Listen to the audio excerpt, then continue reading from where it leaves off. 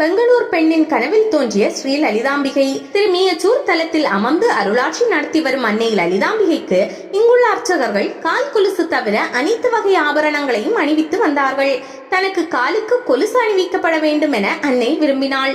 பெங்களூரில் மைதிலி ராஜகோபாலாச்சாரி என்பவர் தினமும் காலையில் எழுந்து ஸ்நானம் செய்து லலிதா சகஸ்ரநாமத்தை பாராயணம் செய்த பிறகுதான் தனது மற்ற அன்றாட பணிகளை தொடங்குவார். இவர் இதனை தனது அன்றாட கடமையாக மிகுந்த பக்தி சிரத்தையுடன் செய்து வந்தார். 1999 வருடம் நவம்பர் மாதத்தில் ஒரு நாள் இரவில் அவருடைய கனவில் அம்பிகை வடிவில் ஓர் உருவம் தோன்றி, எல்லா ஆபரணங்களும் எனக்கு உள்ளது, ஆனால் காலுக்கு அணிந்து கொள்ள கொலுசு இல்லை, அதனை நீதான் எனக்கு செய்து போட வேண்டும் என கட்டளையிட்டு மறைந்தது. திடீரென விழித்தெழுந்த அவ்வம்மை யார்? தனது கனவில் வந்து காட்சியளித்து கட்டளையிட்டு சென்ற அம்பாள் யார்? ஏன் என்னிடம் வந்து கேட்க வேண்டும் என குழப்பமடைந்தார். மிகுந்த ஆச்சாரமுள்ள வைணவ குடும்பத்தை சேர்ந்த அப்பெண்மணி தனது கனவில் வந்து காட்சியளித்து தனக்கு ஆணையிட்டு சென்ற அம்பாளை பற்றி பலரிடமும் விசாரித்தார். யாரும் தெளிவாக சொல்லவில்லை. கனவில் வந்த அம்பிகையை தமிழகத்தில் தேடிய பெண் பின்னர் வைணவ தலங்களான திருப்பதி, ஸ்ரீரங்கம் முதலிய இடங்களுக்கு சென்று அங்குள்ள சன்னதியில் வீற்றிருக்கும் பத்மாவதி தாயார், ரங்கநாயகி தாயார் ஆகியோரை கண்டார். ஆனால் தனது கனவில் வந்த அம்பிகையின் உருவத்திற்கு ஒத்த உருவமாக அவருக்கு ஏதும் புலப்படவில்லை. இந்த நிலையில் எதேச்சியாக ஆன்மீக மாத இதழ் ஒன்றை அவர் பார்க்க நேரிட்டது. அப்புத்தகத்தின் அட்டைப்படமாக லலிதாம்பிகையின் உருவம் அச்சிடப்பட்டிருந்தது. அதை கண்ட மாத்திரத்தில் அப்பெண்மணி மிக்க ஆச்சரியம் அடைந்து தனது கனவில் வந்து கட்டளையிட்ட அம்பிகை திருமியச்சூரில் குடிகொண்டிருக்கும் லலிதாம்பிகை என அறிந்தார். தினமும் லலிதா சகஸ்ரநாமத்தை பாராயணம் செய்ததன் பயன் இது என உணர்ந்து மிக்க பரவசமடைந்தார். அன்னைக்கு கொலுசு அணிவிக்க மறுத்த அர்ச்சகர்கள் திருமியச்சூருக்கு வந்து லலிதாம்பிகைக்கு கொலுசு அணிவிக்க விரும்பிய அப்பெண்மணி உடனடியாக அக்கோவிலின் அர்ச்சகர்களை தொடர்பு கொண்டார். தனது கனவில் அம்பாள் வந்து கொலுசு கேட்ட விவரத்தையும் அதை அணிவிக்கத்தான் திருமியச்சூருக்கு வருவதாகவும் கடிதம் எழுதினார். ஆனால் ஆலய அர்ச்சகர்களோ, நாங்கள் பரம்பரையாக இந்த அம்பிகையை தொட்டு அபிஷேகம் செய்து பூஜை நடத்துகிறவர்கள், கொலுசு அணிவிக்கும் வசதி அம்பிகையின் கால்களில் இல்லை என மறுத்துவிட்டனர். ஆனால் அந்த பெண்ணோ, கொலுசு அணிவிக்கும் வசதி இல்லை என்றால் எனது கனவில் வந்து கொலுசு அணிவிக்க சொல்லி ஆணையிட வேண்டிய அவசியம் என்ன என்று தனது முடிவில் உறுதியுடன் மீண்டும் அர்ச்சகர்களை வற்புறுத்தினார். அம்பிகையின் காலில் அர்ச்சகர்கள் கண்ட அதிசயம். அதன் பிறகு அர்ச்சகர்கள் லலிதாம்பிகையின் கால்களில் மிகுந்த கவனத்துடன் தேடுகையில்தான் அந்த அதிசயத்தை உணர்ந்தனர். அம்பிகையின் கணுக்காலின் அருகே அழுத்தம் ஏற்பட்டிருந்தது. அந்த இடத்தை நன்கு அழுத்தி பார்த்தால் 3/4 அங்குலத்தில் துவாரம் இருப்பதை கண்டனர். ஆண்டு கணக்கில் அம்பாளுக்கு அபிஷேகம் செய்ததில் அபிஷேக பொருட்கள் அத்துவாரத்தை அடைத்து விட்டிருந்தன. பின்னர் மைதிலி தான் கொண்டு வந்த கொலுசினை லலிதாம்பிகைக்கு அணிவித்து பேரானந்தம் அடைந்து அம்பாள் தனக்கிட்ட கட்டளையை நிறைவேற்றினார். அன்றைய தினத்திலிருந்து அனுதினமும் பக்தர்கள் லலிதாம்பிகைக்கு கொலுசு அணிவித்து தங்களுடைய பிரார்த்தனையை செலுத்தி வருகிறார்கள்.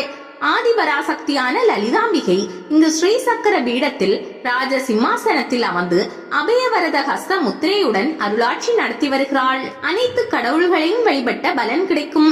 லலிதா சகஸ்ரநாமத்தில் இன்னொரு சிறப்பு, இதை பாராயணம் செய்யும் போது நமது சமயத்தின் அனைத்து கடவுள்களையும் வழிபட்ட புண்ணியம் நமக்கு சேரும். எனவே லலிதா சகஸ்ரநாமத்தின் பொருள் அறிந்து பாராயணம் செய்ய முயலுங்கள். எதை அடைய விரும்புகிறீர்களோ அது தானாய் வந்து சேரும். அகத்திய முனிவருக்கு லலிதா சகஸ்ரநாமத்தின் பெருமையை பற்றி எடுத்து கூறினார் ஹயக்ரீவர். இதை கேட்ட அகத்தியர் பெரிதும் மகிழ்ந்து லலிதா சகஸ்ரநாமத்தை எந்த தலத்திற்கு சென்று கூறினால் அன்னையின் அருள் முழுமையாக கிடைக்கும் என கேட்க, அதற்கு ஹயக்ரீவர் பூலோகத்தில் அன்னை மனோன்மணியாக வீற்றிருக்கும் திருமியச்சூர் சென்று அங்கு சகஸ்ரநாமத்தை கூறி அன்னையை வழிபடவும் என்றார். அகத்தியர் உடனே தன் மனைவி லோபமுத்திரையுடன் திருமியச்சூர் சென்று லலிதாம்பிகையை தரிசித்து லலிதா சகஸ்ரநாமம் சொன்னார். அம்பாள் மகிழ்ந்து அத்தம்பதிகளுக்கு நவரத்னங்களாக தரிசனம் தந்தாள். தேவியின் அருளின்றி இதனை பெற முடியாது. இதனை பாராயணம் செய்யும் பக்தர்களின் நாவில் சரஸ்வதி தேவி நர்த்தனம் ஆடுவாள். எதிரிகளை பேச முடியாது வாக்தம்பம் செய்து விடுவாள். அரசனை எதிர்த்தாலும் அன்னையின் பக்தனிடம் தோல்வி அடைவான். இதனை பாராயணம் செய்பவன் பார்வைப்பட்டாலே தோஷங்கள் விலகிவிடும். ஸ்ரீ வித்யை போன்று மந்திரமோ, ஸ்ரீ லலிதாம்பிகையை போன்று தேவதையோ, லலிதா சகஸ்ரநாமம் போன்று சோஸ்திரமோ உலகில் இல்லை. பூர்வ ஜென்ம புண்ணியத்தால் மட்டுமே இதனை பாராயணம் செய்யும் வாய்ப்பு கிட்டும். கடைசி பிறவியாக இருந்தால் மட்டுமே ஸ்ரீ வித்யா ஜபமும் சகஸ்ரநாம பாராயணமும் செய்ய முடியும். தேவியின் அருளின்றி யாரும் இதனை பெற முடியாது என்றெல்லாம் பலவாறாக ஹயக்ரீவர் அகத்தியருக்கு உபதேசிக்கிறார். பாவத்தை நீக்கும் லலிதா சகஸ்ரநாமம்.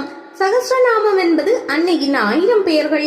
லலிதா சகஸ்ரநாமத்தை பாராயணம் செய்யும் போது லலிதாம்பிகையின் பெருமைகள் மட்டுமல்ல, ஆன்மீகம் பற்றிய விழிப்புணர்வு மந்திரங்கள், தந்திரங்கள், பிரபஞ்சத்தின் படைப்பு ரகசியங்கள் என்று முழுமையான ஞானம் உருவாகும். சரஸ்வதியின் குருவான ஹயக்ரீவர் அகத்திய மகரிஷிக்கு லலிதா சகஸ்ரநாமத்தின் பெருமைகளை பின்வருமாறு கூறுகிறார். தேவியின் 1000 நாமங்களை உமக்கு கூறினேன். இவை ரகசியங்களுள் ரகசியமானது. இதை போன்ற துதி ஒன்றுமில்லை.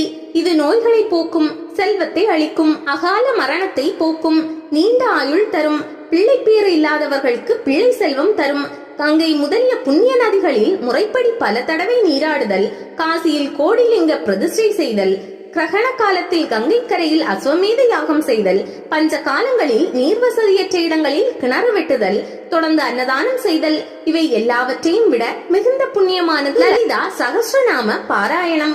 இது பாவத்தை நீக்கும். பாவத்தை நீக்க இதனை விட்டு வேறு உபாயம் தேடுபவன் பயனில்லாதவன். பௌர்ணமி என்று சந்திர பிம்பத்தில் தேவியை தியானம் செய்து வழிபட்டு இதனை படிக்க நோய்கள் நீங்கும், பூத பிசாச உபாதைகள் விலகும்.